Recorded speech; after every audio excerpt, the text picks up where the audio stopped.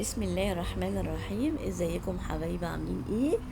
مساء الفل عليكم. النهارده بقى قررت ان انا اجيلكم بوصفه الكوبيبه السوري.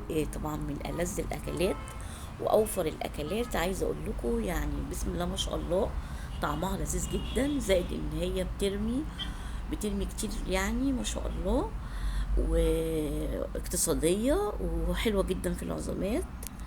طبعا زي ما انتم شايفين بسم الله ما شاء الله، يعني هي بتتكلم عن نفسها يعني.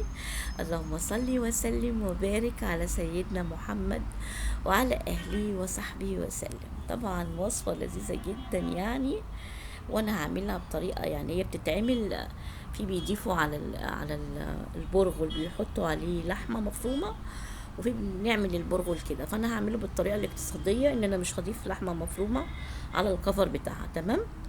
زي ما انتوا شايفين بسم الله ما شاء الله جميلة جدا جدا يعني. وانتوا ليكوا حرية الاختيار، يعني ممكن تضيفوا اللحمة مفرومة مع الكفر او ما تضيفوش.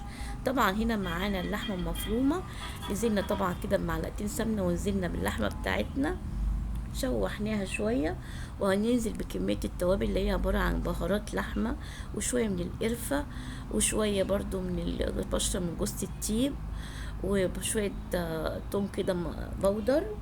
تمام؟ وفلفل اسود انا قلت لكم. وطبعا نزلنا بالكلام الجميل دون مع البصلايه. طبعا بعد ما اللحمه شوعت شويه نزلنا بالبصله، ونزلنا طبعا بالتوابل، ونزلنا بمعلقه حلوه من الصلصه. تمام؟ وهنبتدي طبعا نعصج العصاج بتاعنا الجميل ونسيبه بقى. طبعا هنحط عليه شويه من المكسرات، اي مكسرات عندكم. طبعا انا ضفت شويه من عين الجمل المبشور مع الفستق كده، كان عندي شويه يعني كده يعني قضوا الغرض يعني، وكميه المكسرات حسب ما انتوا عايزين. تمام؟ هنا طبعا معايا نص كيلو من البرغل، ضفت عليه كوبايه الا ربع من سميد الدقيق السميد يعني اللي هو بتاع البسبوسه. تمام؟ بيحافظ على الكفر كده، بيخليه ناعم وجميل يعني. طبعا ونزلت بقى بثلاث كوبايات من المية السخنة، 3 كوبايات من المية السخنة، يبقى كوباية من دقيق السميد او حوالي كوباية الا ربع نضيفة، قولوا كوباية يعني. وطبعا نص كيلو من البرغل على 3 كوبايات من المية السخنة. سبت الكلام ده ساعتين، ولما فشر وشرب ميته زي ما انتوا شايفين هبتدي اطحن. وانا بطحن هضيف معلقتين من المية خالص.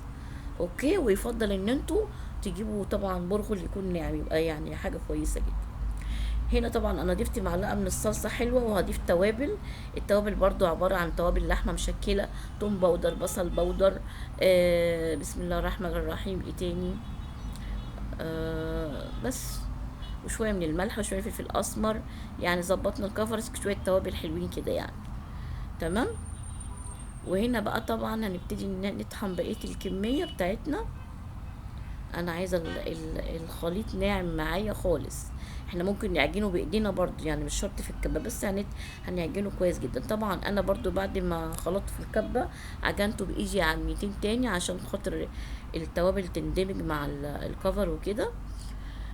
طبعا هنا ابتديت اعمل بقى كور كده صغيره، عباره عن ايه، الكوره حوالي 50 جرام كده من العجين يعني. تمام؟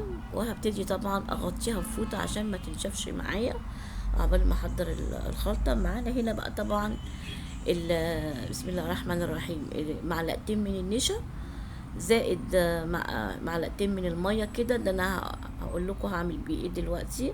طبعا انا هنا طبعا هبتدي اطلع الكوره بتاعت العجين. زي ما انتم شايفين هنا انا معايا اللحمه المفرومه، انا حطيتها في التلاجة شويه عشان انا عايزاها متماسكه كده بالدهون بتاعتها، مش عايزه يعني امسك كده اللحمه تزروت يعني تبهدل العجين من بره، فمش عايزه الكلام ده. فانا حطيت اللحمه في التلاجة شويه تنشف معايا. تمام؟ تجمد شويه معايا. اوكي؟ وهبتدي طبعا اصبع كده زي ما انتوا شفتوا طريقه التصبيع، هوريكم تاني دلوقتي. ميزة المية بقى منشا هنا ايه، بتساوي الكفتة، بتخليها يعني السطح بتاعها ألمس، وزائد ان هي طبعا النشا هنا بتحافظ على الكفر ان هو ما يشققش معايا، وما يشربش ما بيشربش مش عارفه اتكلم، ما بيشربش زيت يعني. اوكي؟ اللهم صل وسلم وبارك على سيدنا محمد وعلى اله وصحبه وسلم. بصوا انا بحاول ارقق الكوره بتاعت العجين على قد ما اقدر، عشان عايزه الكفر يكون رقيق كده، واحنا وبضم بقى ضمه بسيطه كده على اللحمه المفرومه زي ما انتم شايفين. وابتدي اعمل لها طبعا بوز من الناحيه دي ومن الناحيه دي، وابتدي اسويها بقى بالنشا والميه كده، عشان زي ما قلت لكم عايزه السطح بتاعها املس. تمام اوكي. وابتديت طبعا ان انا ايه اصبعها زي ما انتم شايفين. انا عملت كذا واحده معاكم بقى، عشان ايه هي طريقه تصبيعها يعني ممكن يكون صعب على بعض البنات يعني. تمام اوكي. وهبتدي طبعا زي ما انتم شايفين برقها على قد ما اقدر. وطبعا على فكره اللحمه المفرومه فاضت معايا كتير، وعايزه اقول لكم بترمي كتير جدا جدا. يعني انتوا لو انتوا حابين تضيفوا يعني نص كيلو البرغل على كوبايه السميد، اخدوا معايا حوالي ربع كيلو لحمه بس. يعني لو انتوا عايزين تضيفوا الربع التاني مع خليط الدقيق هتبقى جميله جدا برضو. تمام. بس انا كنت حابه اعملها اقتصاديه، وما كنتش عارفه ان كميه اللحمه هتفيد معايا. تمام. وابتديت طبعا زي ما انتوا شايفين كده يعني ايه اصبعها بطريقه جميله. بسم الله ما شاء الله.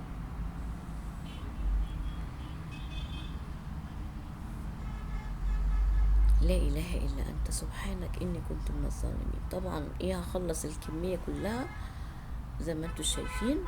انا طولت المشهد ده شويه عشان بناتنا يتعلموا، يعني شايفه طريقه تصبيعها يعني صعبه شويه.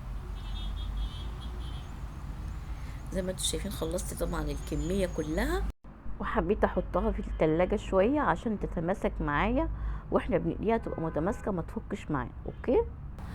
وهنبتدي طبعا نديها اللون الذهبي الجميل، وايه طبعا هنبتدي بقى ايه نقدمها زي ما انتوا شايفين. الكفتة دي والله بتبقى لذيذة جدا خصوصا في العزومات. والكفر بتاعها ده انا مظبطة التوابل، يعني انا حبيت ان انا اضيف توابل على الكفر عشان يبقى طعمه لذيذ كده يعني. وفعلا يعني طلع طعمه حلو جدا. ومعلقة الصلصة بتفرق معانا يعني في موضوع مكونات الكفر. تمام. طبعا ابتديت اطلعها كده زي ما انتوا شايفين، وهبتدي طبعا اقدمها. حبايبي واخواتي متنسوش اللايك والشير والسبسكرايب. السلام عليكم ورحمة الله وبركاته.